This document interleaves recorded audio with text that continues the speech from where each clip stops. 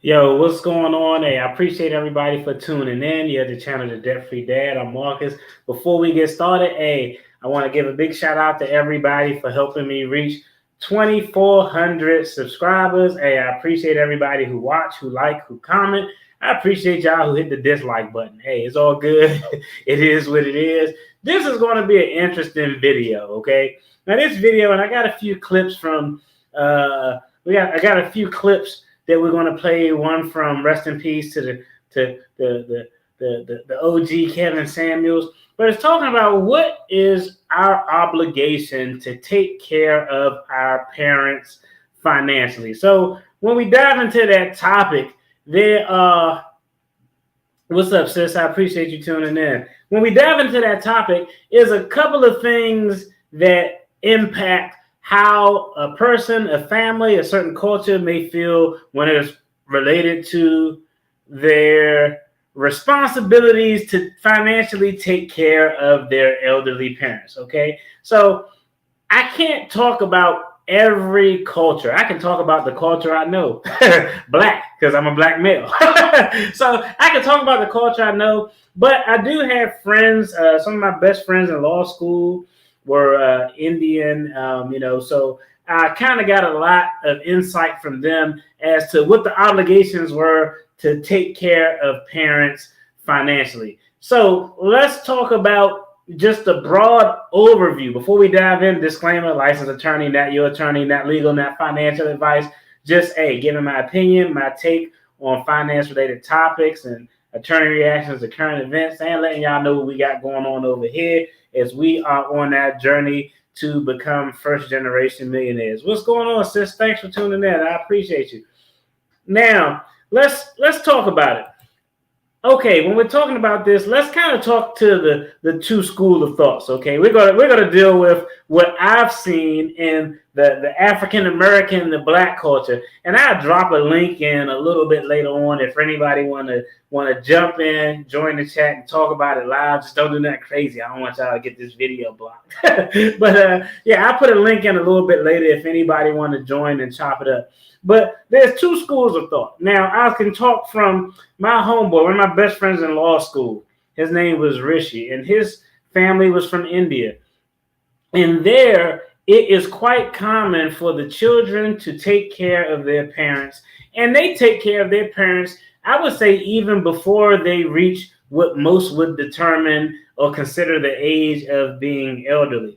So I think that's kind of one school of thought. Now we got a second school of thought, is something that I've just kind of seen and the black community, because I'm a black man, like I said. But the other school of thought is, I think generally, I guess that's the first way to put it is, before we even dive into it, would be there's only one situation, and this is me. Y'all let me know in the comments if y'all think something different. What's going on, Dimitri? I appreciate you tuning in, bro. There's only the closest thing that anybody will ever get as it relates to unconditional love. I just told somebody just the other day, love is an emotion, fear is an emotion, anger is an emotion. All of those things there's all these different emotions, and no person stay in one emotional state indefinitely. It's just, you're not angry forever, you're not happy forever. Yeah. So why do we have this expectation that love is the only emotion that we should just be in this infinite in this perpetual motion of love just indefinitely? Love is just like every other emotion. Just like anger, you're going to go in it, you're going to go out it, you're going to go in it, you're going to go out it. So I was having this conversation, I was talking about the closest thing that a person in this life, this is my opinion, y'all let me know what y'all think. The closest thing that a person in this life will get to having unconditional love is the love that a parent has for their child. I think that's it. Hey, the love that a parent has for their child is the closest that a human being, in my opinion, can get to genuinely having unconditional love for another individual. I'm not talking about, spiritual. That's a whole different thing. Now, hey, I love my wife. I have love for a lot of people, but all of that love is based on some type of condition. Let's just put it in perspective. Ladies, if you got a husband and you love your husband, let him start messing up. Let him start wilding out, doing something crazy. That's going to change. So the only unconditional love, in my opinion, is that love that a parent has for their child. And with that being said, there's a big distinction we have to make between a parent or you taking care of your adult parents who are elderly versus you taking care of your children who may be of adult age. Because your children did not ask to be here. And your children, I feel like parents have an innate responsibility, even if their children are chuckleheads, to make sure that they do okay, to make sure they're in a good position to succeed. So when we're talking about financial responsibility of parents, is a couple of things here. Now, the first thing is I personally think that everyone should and has to stand on their own 2 feet. My saying is always that I don't want to be a burden on these 2 individuals. I never want to be a burden on my parents, and I never want to be a burden on my children. So with that being said, the responsibility is up to me to be able to make sure that I'm in a position to be able to provide and take care of myself for as long as I'm expected to be on this earth. I think the average for men is 60, 76, 77 years. I want 104, but that's a whole nother story. I already asked the man upstairs for that. So that's a whole nother conversation. But it's the responsibility to take care of yourself is on you and nobody but you. Now, again, if you're a parent, you got a child, you kind of got that, that parental gene in you is always going to want to help you to provide for your child. Even if they kind of chucklehead, you're going to be like, okay, maybe they can get it together. And so when we're talking about providing for parents, I think it's 2 distinct situations, okay? For me is, are you responsible to provide financially for your parents because they were irresponsible financially? And for me, the answer to that, short and quick, is an astounding hell no. I don't think that there's any obligation. Now, I found this clip. I'm going to go up, cue it up. But I think this clip is a really good breakdown. I saw this, and I was like, man, this is a really good breakdown. And that I agree with completely. Thank you very much. I really enjoyed your speech. And I had a question, like you mentioned earlier about free choice and also how others make you feel guilty and how it's okay to be selfish. But then where does responsibility come into that? Like, for example, let's say you have like a sick child or a child who needs special attention, or maybe you might have aging parents, and are those responsibilities that you have to take on? Are you socially are you socially obligated to take those responsibilities, or should you have the free choice to say, no, I don't want to do those things and I want to pursue whatever I want to pursue? So I don't believe that you have any social obligations other than to leave your neighbor alone. That is not to infringe on his right to pursue his happiness. But I don't consider a relationship with a child or a relationship with your parents as social. They're your relationships. They're your obligations if they are obligations. Now, I think there's a difference when you're talking about with a child or with a parent. And I'm going to say something controversial. And my son's in the room, which makes it even more complicated. I don't think children owe anything to their parents. I don't think children owe anything to their parents, except to the extent that they love them. If you love somebody, then that love determines your relationship with them. But you don't owe them anything for bringing you into this world. You didn't ask for it. There's no contract there, right? You are not obliged to your parents, other than, you have to do what they tell you to do up until a certain age. And if they pay for your college and stuff, then I think you owe them something in gratitude for that. But if you don't love your parents, and I think there are plenty of people who don't love their parents. I think there's a biblical commandment that thou shalt whatever to your parents, but that's just a commandment. A lot of people don't love their parents because their parents didn't earn it. Their parents are not that good. They're not nice people. You shouldn't love people who are not nice. You're not automatically obliged to love anybody. Everybody's love needs to be earned. So I don't think so. If you love your older parents and you feel, part of your happiness is in helping them out when they're sick, then do it. Absolutely, you should do it. But it has to be in the context of your happiness. If it's a sacrifice to help your elderly parents, you should not do it. It's your life. Your life is not theirs. You own your life, not your parents. So, you should help your parents to the extent that it's part of your life. Now, I think most of us love our parents and want to help them and don't want to see them suffer. Most of us would help our parents. But I don't condemn somebody who doesn't, who says, you know what? I don't like my parents. I'm not going to help them when they're old. Fine. I think that's perfectly. It's different with children. You brought them into the world. They are your responsibility. Even if you don't like them, even if you don't love them, you took on an obligation when you had them. You didn't have to have sex. You could have used birth control. You could still in this country have an abortion. Right? Once you chose to have the child, you have taken on a mountain of obligation. It's a mountain. Don't have kids if you're not willing to take it on. You don't sleep the first couple of years. They cost you, I did the calculation once. It's an astronomical amount of money, particularly if you're going to pay them for college. They're a huge, huge responsibility and burden. You should only do it if you really want to. But once you do it, you're locked in. It's like, you sign a contract to buy a house.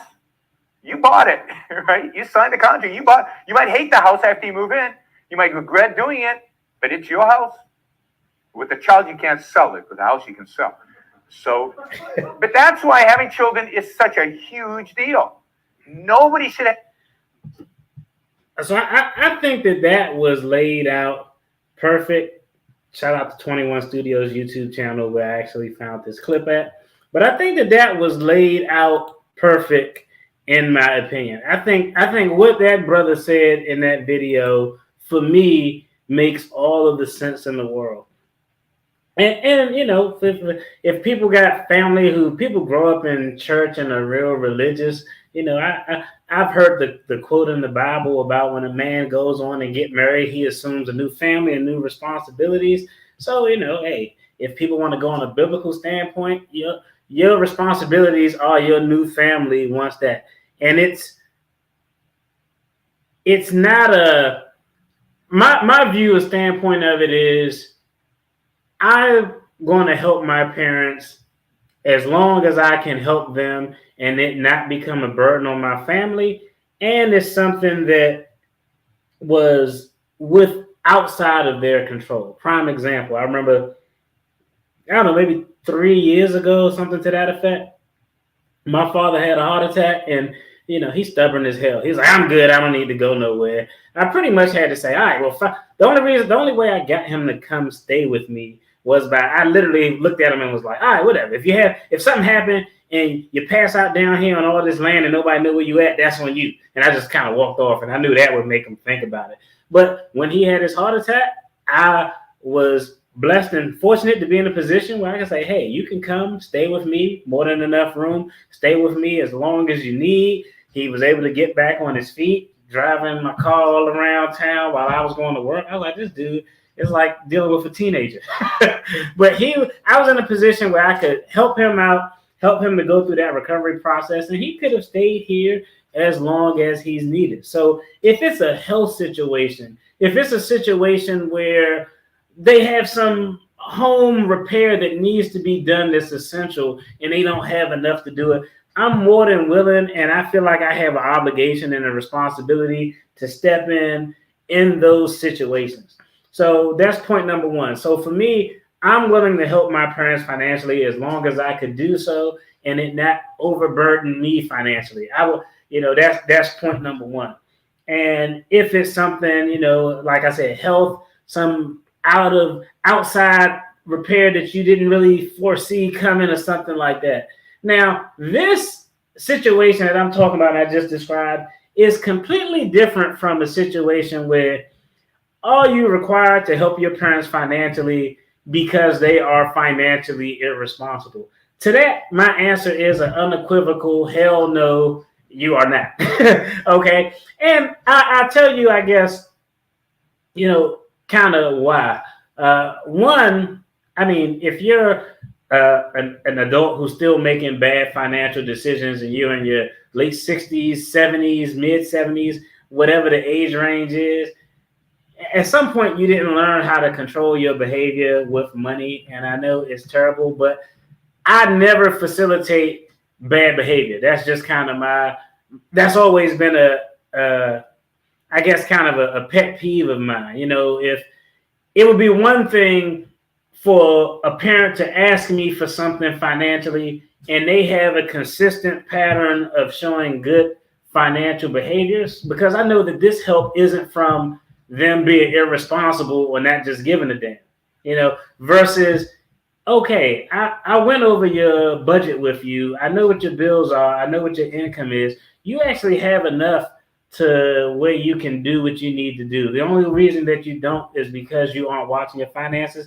In that situation, I'm not obligated to help at all. And I personally think that this is just my personal belief, because I told y'all off the jump, I don't want to be a burden on my parents. I can't remember the last time I asked my mother for something, but I know I probably had a teen in front of my name. And I don't want to be a burden on my kids. I want them to live their life. And so I think it just creates a big ass problem, and honestly, that's not your responsibility. So if it's an emergency, if it's a health thing, I got you. I'm gonna do what you need to do. You need a home health aid, whatever it is. If I can economically take care of it without it overburdening my finances, I'm gonna do it. If it's just you being irresponsible and not planning or wanting help because you think I have the means to help you and I just should because I have the means to help you, I'm not doing that. That's not my obligation. Now, this is where it's going to get a little bit interesting, okay? Because I went down, rest in peace to Kevin Samuels. I went down a Kevin Samuels rabbit hole one day, right? And I started watching some of his short clips because his lives was 2-3 hours. That's long as hell. And I wasn't watching all that. I don't care how entertaining they were. But I went down to a few clips, and everybody in here is probably familiar with who Kevin Samuels is. I want y'all to take a look at this video before I give my opinion and thoughts on this. But I'm going to lay the foundation. This is a video clip with Kevin Samuels having a conversation with a young lady who has 2 children by the same guy. She's not married, okay?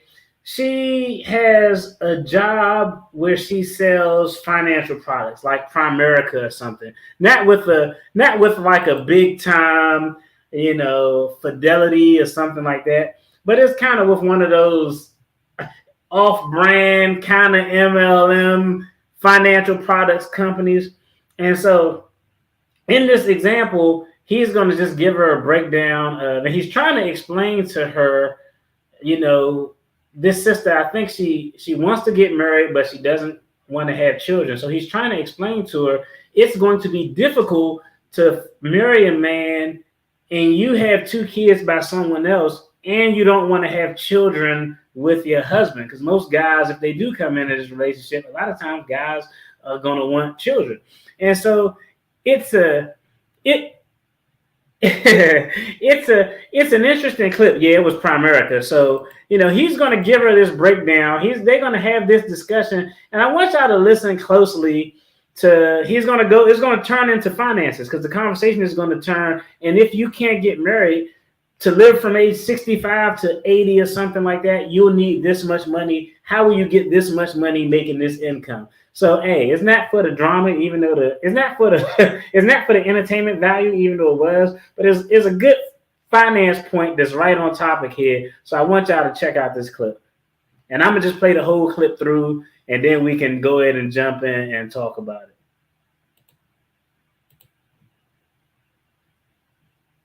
Let me ask you, I don't want to get down. I want you to listen to what I'm about to say. Okay. Let's just do it the way that I'm talking about. Okay. At 65 years old, and you can't work anymore. No one's going to hire you. You can't go earn another dime. And if you live to be 85 years old and you don't make the number like most people, who's going to take care of you?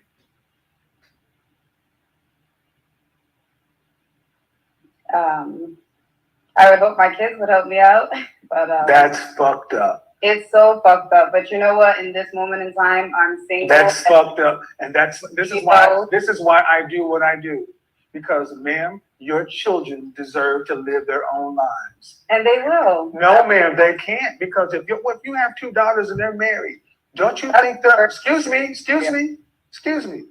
don't you think those men that marry your daughters and go off and start their own families, they don't want to be burdened with your elder care because you did not plan it? See, this is what I mean. Women have children as a security measure. In places they don't talk about, these children are the retirement plan. Because they don't make it, because, ma'am, you did not decide to go to college or to get some sort of skill, to get a profession, to put yourself in the kind of lifestyle you're talking about. You did not make that choice.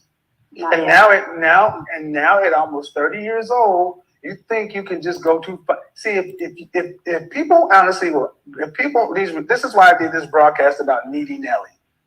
USC, University of Southern California,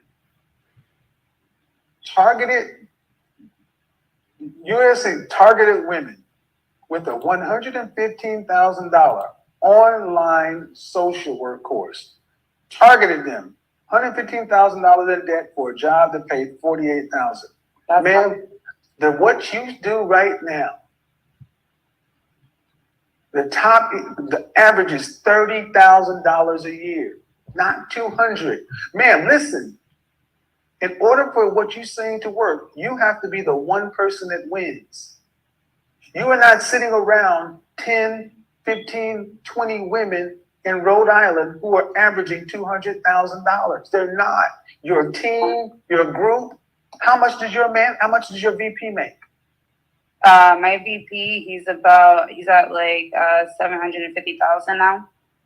He's my executive. He's my executive. So exactly. And how much does your manager make? My manager makes about like 65,000. Thank you. I know too much about this. No, absolutely. No, listen. So, ma'am, so bottom line is what you're doing. What you're talking about. So what you're talking about, you have to become a top 0.1% female earner. That means you have to go out into the world and compete with people who are selling for Merrill Lynch, Goldman Sachs, Fidelity, and then all the major houses. Hold on. Okay, I'll let you. Because the bottom line is, ma'am, you got to go compete against everybody selling these financial products, and you're an independent with no network and no marketing. Let's be honest. You need to. No, but all right. So the company that you just named. Stop. No, stop. I'm not done. Stop. Okay, I'll let you finish. But is this better information? Do you know any people with $250,000 or more to invest? I do not at the time. Then where are you going to get potential clients? I have to start getting myself around more like-minded people. This is why I get so upset, because I'm a 20-year salesperson and I understand what it means to build a network. And they tell you, ladies, that just because you have this license and you can sell it, that it happens. It doesn't.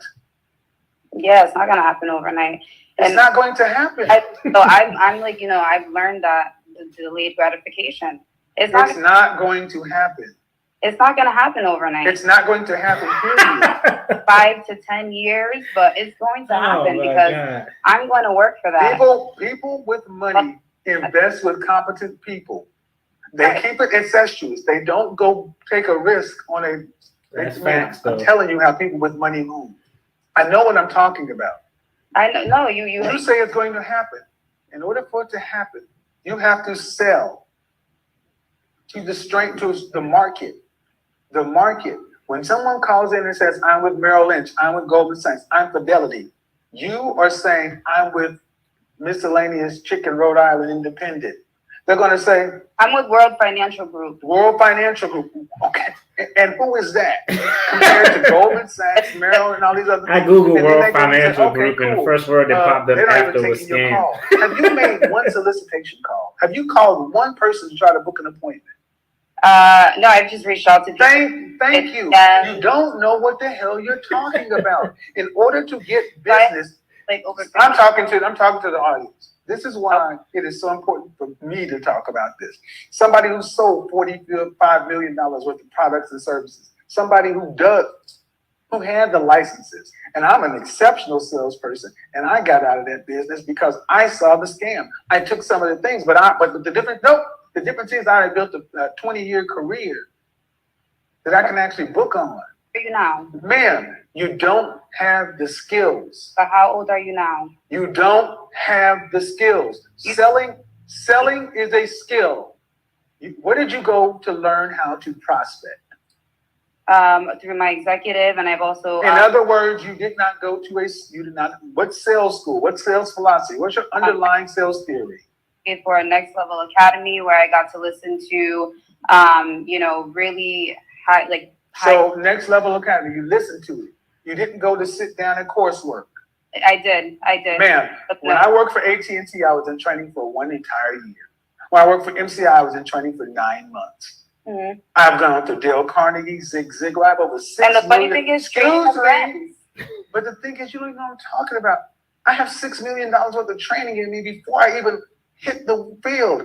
What they do is they bring these women in here and they get them to, just like go to Boiler Room. Go to the movie Boiler Room and look at the Giovanni Ribisi character.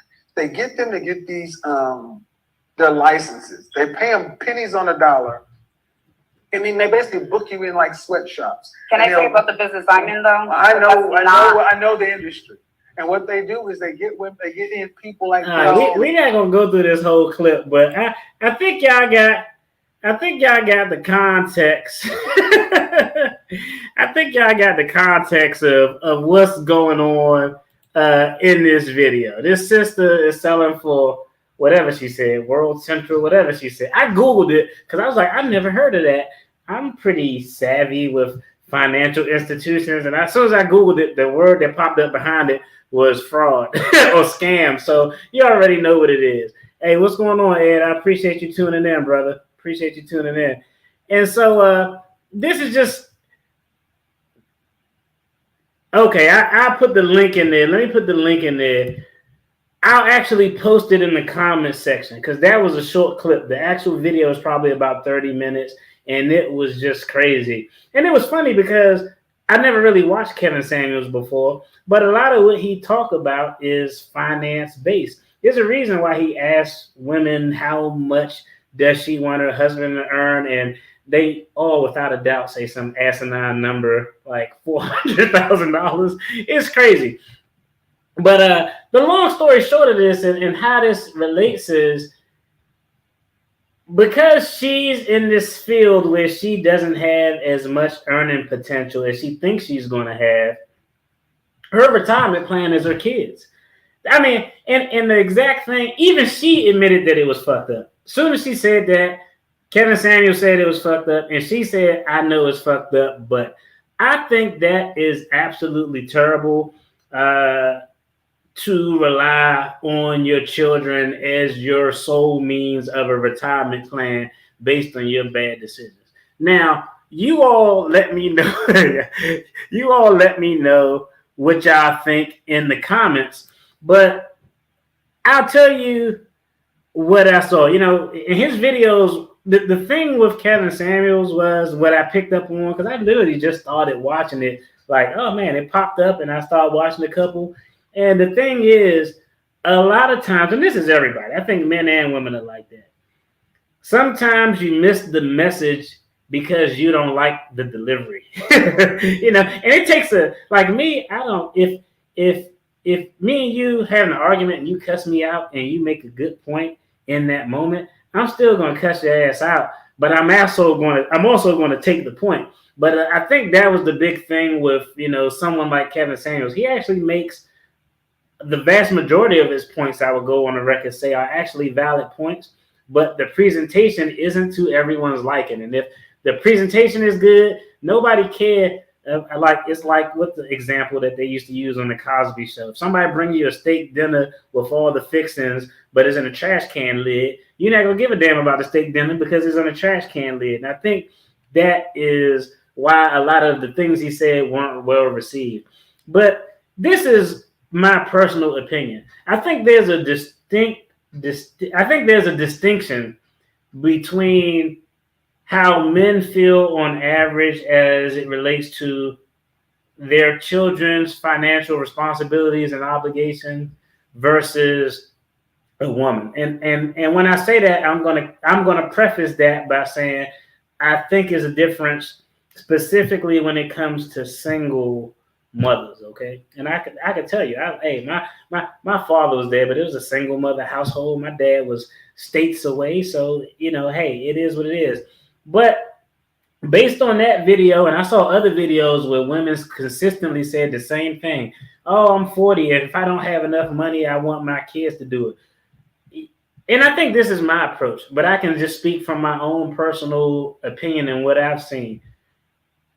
I think generally, on average, now there's some guys out there who may be a little bit different, but for me, if my kids don't ask me for shit, I felt like I did a good job raising an adult who can actually take care of themselves. And so I think a lot of fathers tend to take that attitude or approach, okay? And I'm not saying it's right or wrong, but like I know my pops right now. I love my pops, and my pops never asked me for anything. So if he actually asked me for something, I'll do it because he never asked me for anything.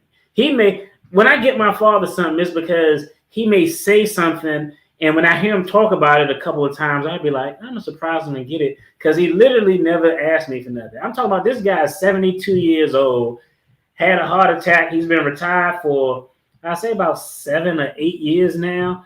And when he had a plumbing problem, he went and crawled under his house and fixed the damn shit himself, pulled out the old copper pipes and replaced them at 72 years old. And once he finished, he was like, oh man, I fixed those pipes. And I was like, yo, you could have just called me, man. We could have got somebody to do it. He's like, nah, I don't want to bother you. But that's generally his approach.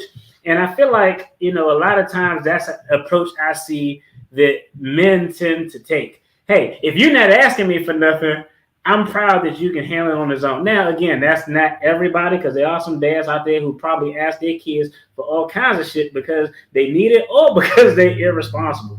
But I do think when there's a mother who raised her children by herself, I think that moms tend to put an obligation on their kids that they are responsible for their mothers. I think that's just kind of the norm. Y'all let me know if y'all agree with that or if y'all disagree with that. Now, I think some mothers, not all mothers do that, but I think it's something that I've seen that's common, especially when it relates to single mothers, because they think of, and I don't know what it is. I'm assuming is the sacrifices they make, because if you're a single mother, a single parent in general, raising a child, you're going to have to make some sacrifices because it's hard as hell. I looked it up. To raise a child from birth to 18, it was like $314,000 or $304,000. It was something that was crazy as hell.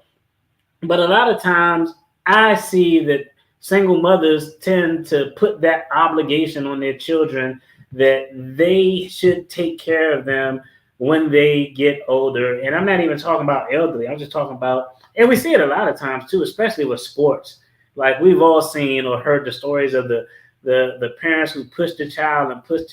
And, my son makes music, and he got, in the past 2 months, I think he made like $180 or something, just getting his music streamed on Spotify. And I was like, damn, because I looked it up. You know how many streams you got to get to make $100 on Spotify? A lot of people got to listen to your music. So you got, but I had a conversation with him. I was like, yo, if and when your music thing takes off, you don't have to do anything for us. The only thing I want you to do for me is let me take a look at your contracts so I can make sure you're not getting screwed. Like that was kind of, my position once he did that. We raised our kids to stand on our shoulders. I would rather work till I'm dead than ask my kids for money. I agree, but I think that's a problem that we see. And that was said perfectly, because for me, I think that's the reason why generational wealth is so hard to build in the Black community. Because for me, wealth should be passed down, not up. You know, like you should be passing your wealth and your gems down to your children, to your children's children, so they can continue to pass it down. Wealth shouldn't be passed up. Now, again, that doesn't mean you can't help your parents. That doesn't mean you can't do nice things for them. But I don't think that you have an obligation. I know I don't have an obligation to take care of someone who's an adult. I don't care if you birthed me or not, or if I came from your seed or not. It's not my obligation to take care of you, especially. It's not my obligation to take care of you in general, but especially if you need taken care of because of poor decisions and because you were financially irresponsible. And I like to think of it as, you know, like this is kind of my view, and I don't want to get all biblical, but, you know, they talk about, hey, my mother was a missionary. I grew up in church. She's a minister now. So I know so many Bible verses like the back of my hand, but, you know, when they talk about honoring your parents, the way that my kids can honor me is by just doing good.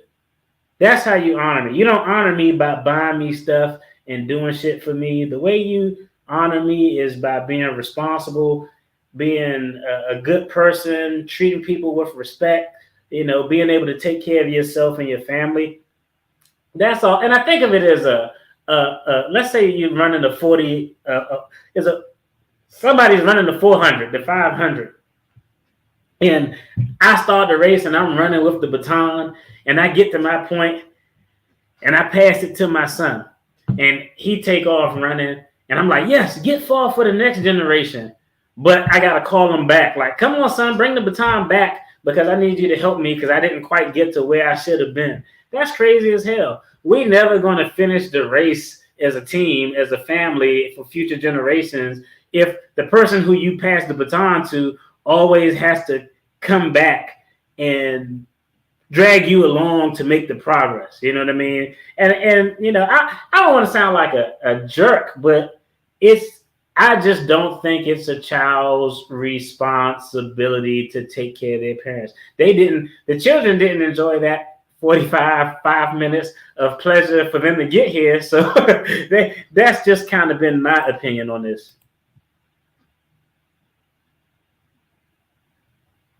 Yeah, you are speaking the truth here. Exactly the reason minorities don't thrive is that we don't have the same mentality that rich people have. We should succeed so that our kids are better. I agree with that, and I'm not saying that there are ways we just don't do it as a culture. But I'm gonna give y'all a prime example. There are ways that a child can take care of their parents as they get older and be able to do it. And I'm gonna give you a prime example. I'm gonna go back to my partner, Rishi, who is my boy in law school. He's an attorney. His brother is an engineer. And so what we tend to see in other cultures, right? And I think there's a way to do it. If you systematically want your children to be able to take care of you in your latter years, you can't leave them to fend for themselves as they're growing up and matriculating and going through the educational system. And what I mean by that is, you know, he told me about Indian parties. My boy was like, man, Marcus, I hate going to Indian parties. And I was like, why is that? He was like, because anytime you go into the party, they only talk about what do you do? Where do you go to school? Duke, UNC. Who are you clerking for? Is it a federal judge? Is it a state judge? It's all about what you do. But the reason is about that is because parents in those cultures, they push their kids towards careers that have a potential for a big ass income. And there's a specific reason that they do that. So if, you know, again, not saying that my personal belief is I just don't want to lean on my kids, but the way it's done in other cultures is actually set up to still perpetuate generational wealth because those parents are pushing their kids into the medical field, into the law field, into the engineering field. into some type of entrepreneurship in a particular niche area that can make a large amount of money. So by the time their kids are in their careers and they're medical doctors making $500,000 a year, it's nothing for them to have a house with a separate wing on it where they can have their parents at. That would be the perfect scenario for me. Hey, parents, I love y'all. If something happened, y'all more than welcome to come stay with me. But my perfect world would be to have enough money to where my parents could come stay to me and they would have their own wing of the house. So they got their own interests, and I honestly don't need to see them unless they need me or a specific dinner or something like that. Something like that. But that's what you see a lot of time in other cultures. When the parents do rely on their kids, those parents push their kids into fields where they know they can earn a high income, so that care is not that much of a financial burden on them because they're high income earners. Let's put it into context as well. What else do you see in other cultures, Indian cultures as well? It goes to the point of arranged marriages. Let's just think about this. Why are these people putting their children and directing their children into careers where they can earn a lot of money? Why are there arranged marriages with spouses who can make sure that their grandchildren grow on a higher economic plane than what they did and what their kids did? It's all because of generational wealth. So it's possible for the Black community to have a structural concept where children are responsible for their adults, but it would take it's some onus and responsibility on the parents to make sure that their kids are in those fields that can make a lot of money. But what we see and what I've seen most times is, and this prime example, I'll use this call we looked at from Kevin Samuels. If this sister was like, I'm gonna make sure my kids have a targeted view at certain career paths that can pay them a lot of money, so if I don't got my shit together, at least they have the finances to be able to help me. But that's not normally what happens. A lot of times what happens is people in our community have to find their career path on their own. So that's why you see a lot of people, and everybody's not going to want to be an engineer. Everybody's not going to want to be an attorney. Everyone's not going to want to be a doctor or to go into pharmaceutical sales or something to that effect. But a lot of times, and it's funny because I've seen this listening to this guy's videos, a lot of times our community go into degrees not even asking what is the average salary for someone starting out with this particular degree. And there was one call he had where it was a sister who was like, I got a communications degree and I expect to make $100,000 with a communications degree. And her face was real tight when he told her this is the average salary for someone starting out with a communications degree. It was like $31,000 or $34,000 or something to that effect. So we just kind of collectively as a people, anybody, looking at this video, we got to take some onus and make a lot smarter decision on how we move, because you should not want to be a burden on your child. And this is just for me. I'm gonna be honest. I would rather sit in the house eating my hungry man dinner out of the microwave and struggle to get by before I ask my kids for something. And even if I know they have it, I've just never been that type of person. I don't like asking people for anything. I don't care if you're my parent. I don't care if you're not my child. I'm a grown-ass adult. It's my responsibility to take care of myself, and it's no one else's. No one else gonna give a damn about you more than you. So, that's kind of always been my approach. So I'm completely cool with struggling, grinding, doing what I have to do, as long as I know that, hey, my kids are okay. They're taking care of themselves. I'm not being a burden on them. And I also think let's just put this into context, right? Let's just put this into context. I think that I'm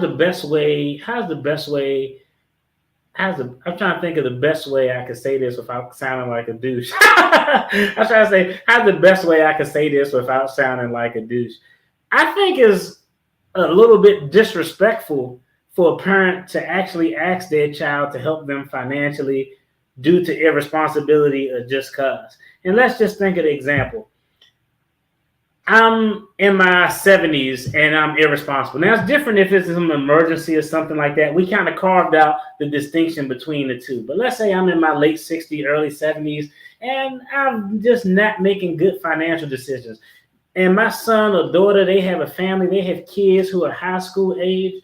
The pure audacity of me to ask my kids to help me with something for being irresponsible when they have kids of their own who are about to go to college, who probably got private school lessons, who probably got dance lessons and all sorts of costs. I feel like that's a little bit disrespectful and a little bit slap in the face. Like, if I actually ever asked my kid for something because I was irresponsible, and I wouldn't, but it would make much more sense to me, and I would probably be more amenable to asking them if they were at a stage of life where, okay, their kids are grown, are older, their kids are taking care of themselves. I think it's crazy for a parent to ask their child who has their own family, husband, wife, kids, bills, and just trying to make their way for something and not even taking into consideration their expenses. Like, did you know I got a senior? Like, did you know my son graduating and he going to school and I got to pay 60% of it out of pocket and there's out of state tuition? Like, I don't know. I just sound like that. I think that's personally crazy. I think we got to make better choices and decisions. So I think the long story short, to just kind of, I think the best way to kind of put a cap on, this whole thing, let me run to the comments real quick. It's simply about personal responsibility. If you mismanage your life, it shouldn't affect your kids. We should live responsible, so we never need anyone, especially our kids, to help us. I agree completely. Is this guy I watch on TikTok, and oh man, I can't think of the name of it. I feel bad doing a disservice. I'm gonna put it in the description box. But there's a guy I watch on TikTok, and his TikTok channel is so dope because it's him and his brother who take care of his father, who I think is like 88 years old, and his father has Alzheimer's disease. So his father, some mornings he wake up, he good. Some mornings, like it's hard. That shit hard to watch because some morning he will wake up and he'll ask about his brother, and his son will have to tell him, your brother died, 10 years ago. And he's like, what? Like he can't remember, so he has to relive that trauma. His son is like, no, you already grieved. And what they do is they split, like he spends a couple of days a week at son's A house, a couple of days a week at son's B house. And I think that situation is a dope situation because one is multiple kids who kind of sharing their responsibility, so it's not one child's burden. But two, and this is somebody who used to investigate and help to prosecute, nursing homes and all of those things. Man, a lot of people in those homes, they don't give a damn about if you got somebody you love who is in a home, you have to check on them constantly, because if you don't, those people in those homes will not give a damn. I'm talking about, I've seen cases where they aren't rotating the person who's bedridden, and so the person who's bedridden is getting bed sores because they aren't being rotated properly. So it's dope to be able to take care of your parents in those situations. And it's also interesting because his kids are able to do it, and it's not a financial burden. And the dad is cool because he has memory lapses, but he has a lot of moments of granularity where he knows what's going on, and he is very cognizant in the moment. It's just his long-term memory kind of has some issues, but his short-term memory isn't that bad. And it was dope because I was watching one TikTok and they got like 1 million subscribers or something. But it was one TikTok where he told them, he was like, hey, if y'all have to take care of me to a point where it's burdening y'all financially, don't do it. He's just like, don't do it. And it's funny because he always forget how much money he got. I don't know how much money his dad got, but dad is clearly loaded. And sometimes he'll wake up and forget, like, hey, we're not going to my house. And the son got to be like, I sold my house.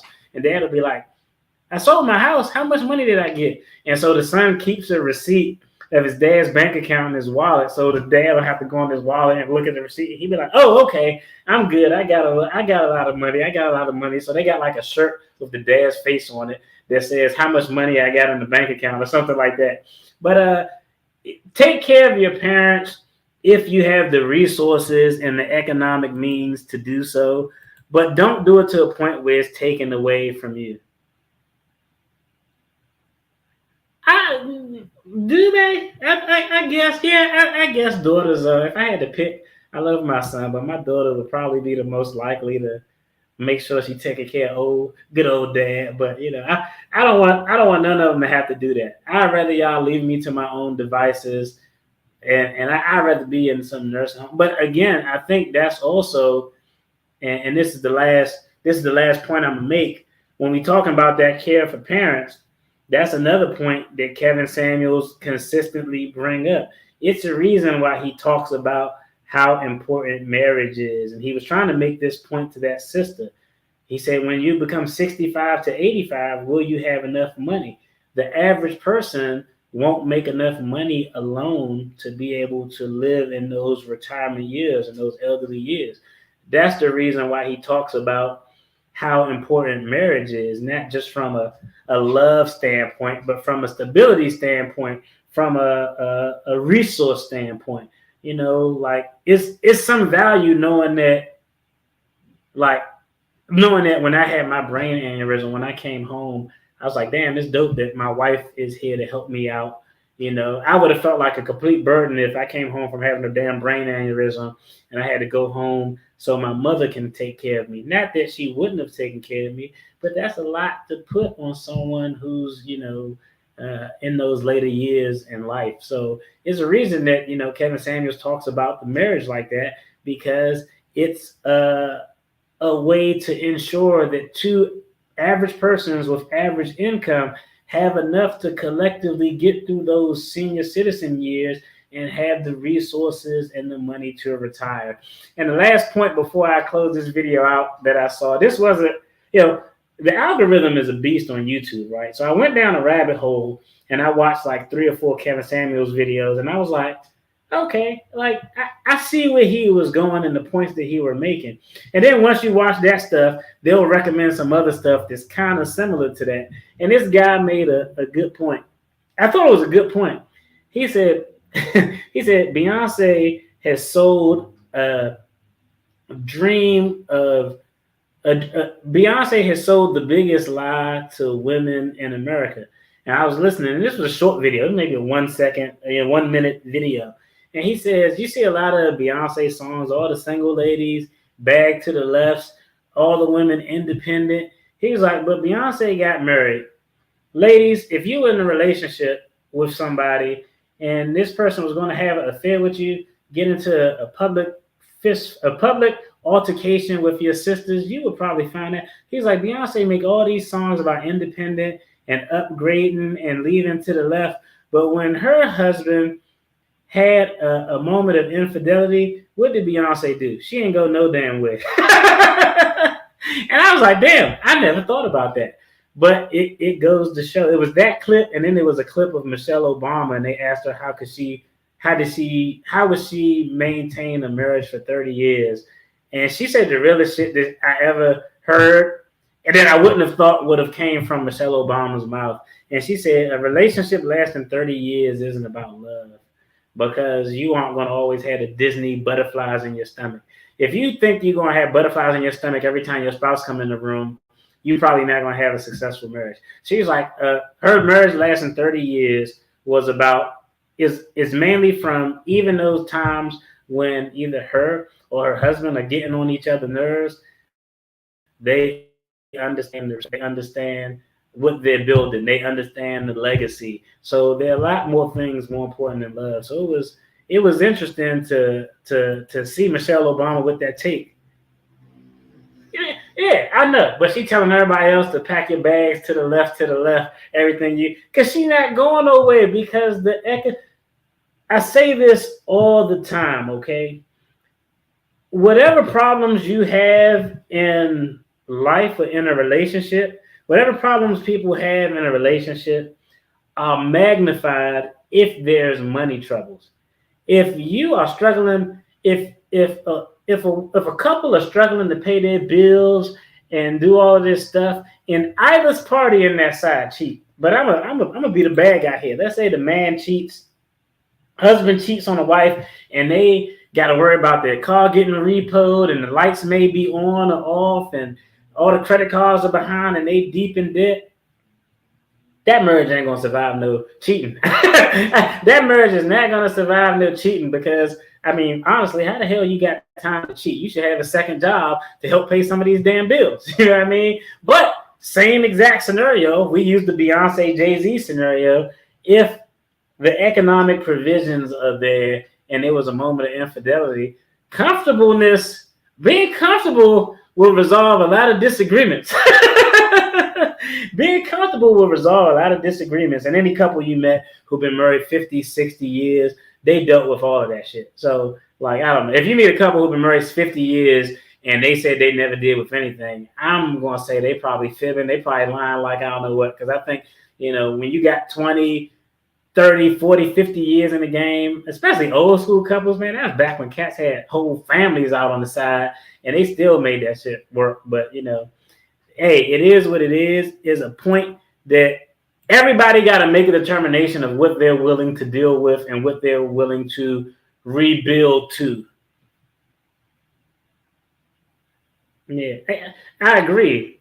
Long-lasting marriages are about caring for your spouse more than you care about yourself. Love is nice, but caring about someone is the key. I tell my wife all the time, like,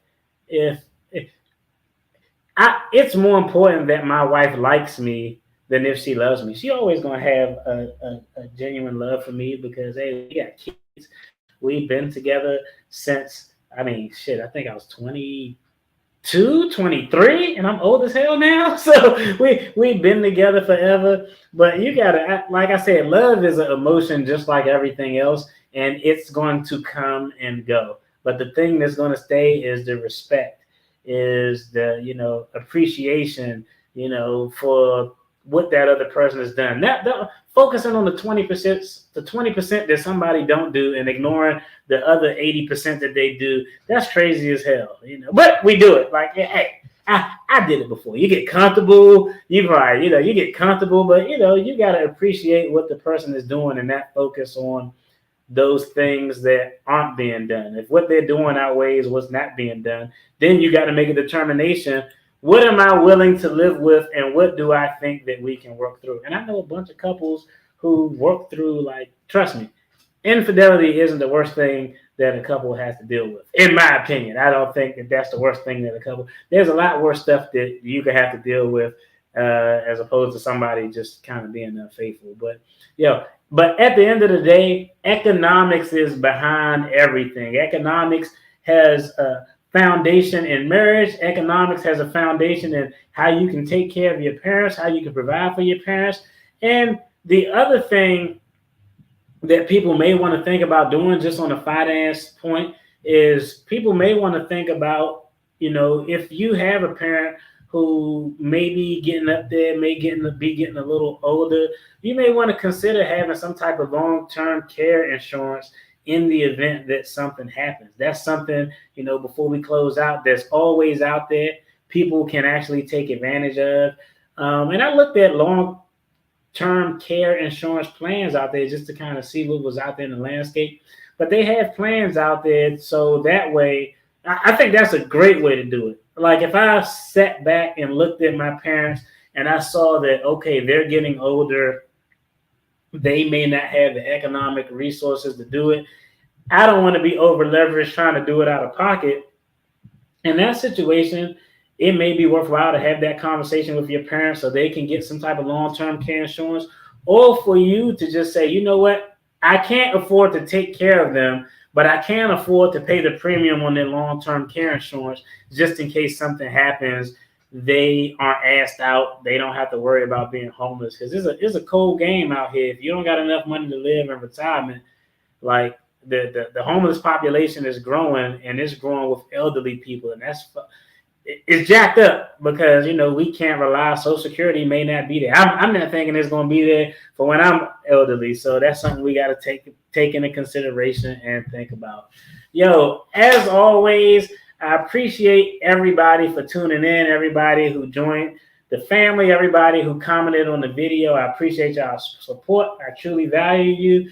Hey, I'm very grateful. It's about time for us we going to the movies over here to go see that new movie, Fear, I think it's called. It's called Fear, but anytime I see a horror movie with a lot of black people in it, I'll be like, Like horror movies with like an all-black cast tend to be a little terrible, but we're going to go because I pay $60 a month, $55 a month for 2 unlimited movie passes. So we're going to go hit this movie up. Hopefully it's not terrible, but I don't know. I saw T.I. and King Bach in the movie, and I was like, oh, this has all the making of something that's going to be hard to bear. But, you know, hopefully it'll work out. Y'all take care. Have a blessed weekend. Be blessed. Peace.